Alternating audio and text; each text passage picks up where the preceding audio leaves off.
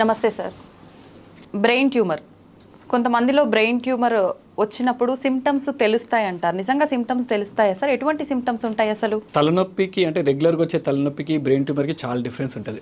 Early morning headaches, యూజువల్గా brain tumour ఉన్న పేషెంట్స్కి అర్లీ మార్నింగ్ హెడ్ఏక్ అంటే ఉదయం లేవనంగా తలంతా బరువుగా అనిపించడము, వాంతులు అనిపించడము, చూపు మస్కగా ఉండడం, these 3 are red flag signs అంటాం. అంటే early morning headache, vomitings, blurred vision, ఈ 3 ఉన్నాయంటే ఖచ్చితంగా ఏదో ఇబ్బంది ఉన్నట్టు. దీంతో పాటు కొంతమందికి ఫిట్స్ రావడము, కాలు చేయిలో బలం తగ్గడం. ఇప్పుడు లెఫ్ట్ సైడ్ ట్యూమర్ ఉందనుకోండి, రైట్ సైడ్ కాలు చేయిలో బలం తగ్గడం, రైట్ సైడ్ ట్యూమర్ ఉందనుకోండి, లెఫ్ట్ సైడ్లో చెయ్యి కాలు బలం తగ్గడము, కొంతమందికి చూపు మందగించడము. And depends on the location of the tumour also. Imagine tumour ఫ్రంటల్లో ఉంది అంటే ముందు భాగంలో ఉంది. ఈ ముందు భాగంలో ఉండే బ్రెయిన్ ఎందుకు పనికి వస్తుంది అంటే మనకు సోషల్ బిహేవియర్కి. అంటే ఈరోజు నేను ఇంటర్వ్యూలో కూర్చున్నాను సైలెంట్గా అంటే because of this my frontal lobe which inhibits. అలాగనే టెంపరల్ లోబ్ మన మెమరీకి, పెరైటల్ లోబ్ క్యాల్కులేషన్స్కి, దీని అన్నిటికి. So depends on the location of the tumour, the signs and symptoms vary. So ఒక్కొక్క లొకేషన్లో ఉన్నప్పుడు ట్యూమర్ దాని సైన్స్ అండ్ సిమ్టమ్స్ వేరేలాగా ఉంటాయి. సార్ గ్లైకోమా, మెనింజోమా అంటుంటారు కదా సార్, అవి అంటే ఏంటి సార్? వెరీ నైస్ క్వశ్చన్ అండి. If you know this glioma, meningioma, then you did a good research on this brain tumour. So glioma tumour అంటే ఏంటంటే ఇది మెదడ్ అనుకుందాము, this is tumour. Glioma tumour ఏం చేస్తుందంటే మెదడులోకి పాక్కుంటూ వెళ్ళిపోతుంటుంది, అంటే మెదడుని తినేస్తూ లోపలికి అలా వెళ్ళిపోతుంటుంది. వేరస్ మెనింజోమా ఇది tumour, this is brain. Meningioma ట్యూమర్ని పుష్ చేస్తుంటుంది, బ్రెయిన్ ఇలా పక్కకు తోసేస్తూ ఉంటుంది. సో అన్నిటికీ గ్లయోమా ఇస్ వెరీ డేంజర్.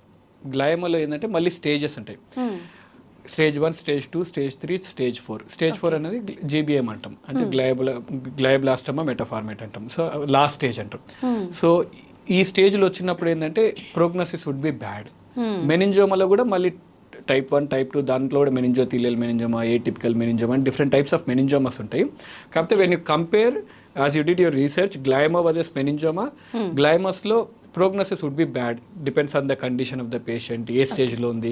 మన ట్యూమర్ని ముఖ పరీక్షకు పంపించాక రిపోర్ట్ బట్టి ఏ స్టేజ్లో ఉందో మనకు ఐడియా వస్తుంది. Whereas meningiomas usually say there are good tumours. పేషెంట్కి అర్థమయ్యే భాషలు చెప్పాలంటే మంచి క్యాన్సరా, చెడు క్యాన్సర్ అని చెప్తాము. So gliomas we say usually there are bad cancers, and meningiomas we usually say there good cancers అని. ఓకే సార్, వన్స్ ఐడెంటిఫై అయిన తర్వాత ట్రీట్మెంట్ తీసుకునే ఆప్షన్ ఉంటుందా, లేదంటే డైరెక్ట్ సర్జరీకే వెళ్ళాలంటారా? ఎనీ ట్యూమర్స్ పర్సే అంటే ఇంతవరకు ప్రపంచంలో మందులు అయితే ఏమి లేవు దానికి. ఏ ట్యూమర్ వచ్చినా we opt for surgeries unless and until incidental meningiomas ఉంటాయి కొన్నిసార్లు. అంటే తలకు దెబ్బ తగిలినప్పుడు స్కాన్ చేపిస్తాం, అలాంటి టైంలో చిన్న ట్యూమర్స్ కొన్ని బయటపడుతుంటాయి. Very small meningiomas would be there, those are call incidental meningiomas. దానికి ఏం సర్జరీ అవసరం లేదు. We keep them on follow up every 6 monthsకి 1 yearకి ఒకసారి చూస్తూ ఏమైనా సైన్స్ అండ్ సిమ్టమ్స్ ఏమైనా మారాయా, based on that will take a call for surgery. Otherwise all tumours invariantly they will require surgery. ఎక్కడుంది ట్యూమర్, ఎంత సైజులో ఉంది, if it's usually more than 3 centimeters ఉందా, 2 centimeters ఉందా, more than 3 centimeters we usually advise them surgery. Less than 3 centimeters ఉంటే we usually advise them to go for radio surgery కానీ ఇలాంటివి gamma knife surgeries కానీ వెళ్ళండి అని చెప్తుంటాం. ఓకే, సర్జరీస్ లో కూడా డిఫరెంట్ గా. ఓకే, అంటే కండిషన్ బట్టి, లొకేషన్ బట్టి. సార్ సర్జరీస్ లో డిఫరెంట్ టైప్స్ ఆఫ్ సర్జరీస్ ఉన్నాయన్నారు కదా, అవే క్రేనియోటమీ అనే ఒక సర్జరీ గురించి రీసెంట్ గా వింటున్నాం సార్.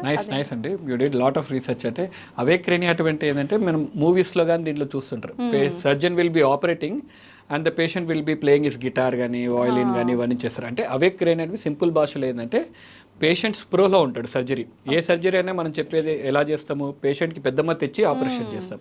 కానీ కొన్ని సర్జరీస్ని మనం పేషెంట్ స్ప్రోలో పెట్టి సర్జరీ చేస్తాం. ఎందుకంటే కొన్ని క్యాన్సర్స్, కొన్ని బ్రెయిన్ క్యాన్సర్స్ ఎక్కడ ఉంటాయంటే మన కాలు చేయి బలం వచ్చే భాగంలో కానీ, లేకపోతే మనం మాట్లాడే గ్రంథి ఎక్కడైతే ఉంటుందో అక్కడ ట్యూమర్ ఉండడం కానీ, అలాంటి ప్రాంతంలో ట్యూమర్స్ ఉన్నప్పుడు ఏంటంటే ఎంతవరకు తీయాలో మనకు ఒక ఐడియా వస్తుంటుంది. పేషెంట్ని చెయ్యి కాలు కదిలించు అని చెప్తుంటాం.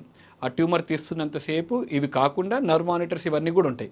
సో మనం ఫిజికల్గా పేషెంట్తో ఇంటరాక్ట్ అవుతూ ఉండొచ్చు. Okay, whether is able to lift is hand, left is leg కానీ ఇవన్నీ చూస్తూ ఎంతవరకు సేఫ్గా తీయాలో అంతవరకు సేఫ్గా తీయొచ్చు. And also patient were not fit for surgery. కొంతమందికి మనం పెద్దమ్మ తీయలేకపోవచ్చు because of their lung condition కానీ, అంత పెద్ద సర్జరీకి he may not be fit for surgery. అలాంటి కండిషన్లో కూడా ఈ అవేక్ క్రేనియోటమీ అనేది విల్ బి హెల్ప్ఫుల్ అండి. ఓకే సార్, సర్జరీ తర్వాత కాంప్లికేషన్స్ వచ్చే అవకాశం ఉంటుందా? Depends again what type of cancer it is, ఎంత పెద్ద క్యాన్సర్ ఉంది, చిన్న క్యాన్సరా, యాజ్ యూ ఆల్రెడీ స్పోక్ అవే క్రేనియాటమ్ అనేది వెరీ స్మాల్ సర్జరీ, పేషెంట్కి ఇమీడియట్గా మనం నెక్స్ట్ డే కానీ ఆ సెకండ్ డే కానీ వీ కెన్ డిశ్చార్జ్ హిమ్. కొన్ని సర్జరీస్ పేషెంట్ ప్రెజెంటేషనే బ్యాడ్గా ఉంటుంది, so they require long time of presentation. అంటే సిమ్టమ్స్ ముందుగానే కాలు చేయి పడిపోయి రావడము, లేకుంటే చూపు మసగించి రావడము, లేకుంటే మతిమరుపు ఆల్రెడీ డెవలప్ అయి ఉండడము, ఇలాంటి కండిషన్ ఉన్నప్పుడు యూజువల్గా బ్రెయిన్ ట్యూమర్స్ వచ్చిన కేసెస్ అన్ని లాంగ్ స్టాండింగ్లో ఉంటే ఇర్రివర్సిబుల్ డ్యామేజ్ ఉంటాయి. అంటే ఒకసారిగా పక్షవాతం వచ్చేసిపోయి ఉంటే ఇట్ విల్ ఇమీడియట్గా వస్తే మాత్రం సర్జరీ చేస్తే రికవరీ కూడా బాగుంటుంది. లాంగ్ స్టాండింగ్లో వచ్చినప్పుడు recovery also will be delayed. Okay sir, surgery తర్వాత సేమ్ ప్రాబ్లం మళ్ళీ రిపీట్ అయ్యే ఛాన్సెస్ ఉంటాయా? డిపెండ్స్.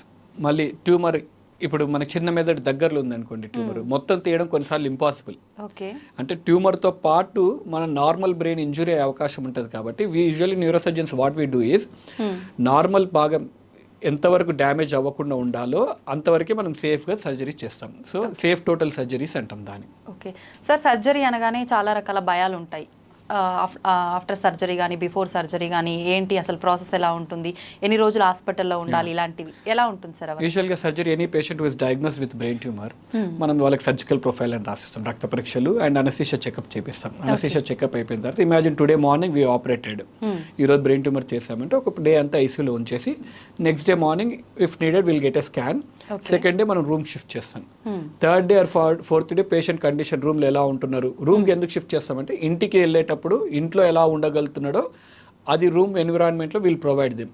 అంటే పేషెంట్ అటెండర్స్ వాళ్ళు చూసుకోగలుగుతున్నారా లేదా, మందులు ఏమేమి ఇస్తున్నారో లేదో చూసుకొని third day or fourth day patient condition బట్టి విల్ డిశ్చార్జ్ దెమ్. మళ్ళీ 15th డే వచ్చి కుట్లు తీయించుకుంటే సరిపోద్ది. యూజువల్గా ఈ ట్యూమర్ పేషెంట్స్ ఉన్న వాళ్ళందరికీ ఫిట్స్ రాకుండా మందులు పెడతాం. సో ఒకటే జాగ్రత్త అందరికీ ఏం చెప్తామంటే స్విమ్మింగ్ కానీ డ్రైవింగ్ కానీ కొద్ది రోజుల వరకు చేయొద్దని చెప్తామండి. ఓకే, అంటే ఎన్ని రోజుల వరకు సార్? డిపెండ్స్ అని ట్యూమర్ కొన్నిసార్లు ఫిట్స్ వచ్చే అవకాశాలు it may take 2 years, it may take 1 year, it may take 6 months, ఈ కండిషన్ బట్టి. So any patient with on anti epileptics, ఈ ఫిట్స్ మాత్రలు వేసుకునే వాళ్ళకి అందరికీ driving and swimming is contraindicated. అంటే స్ట్రిక్ట్లీ నో ఫర్ దెమ్.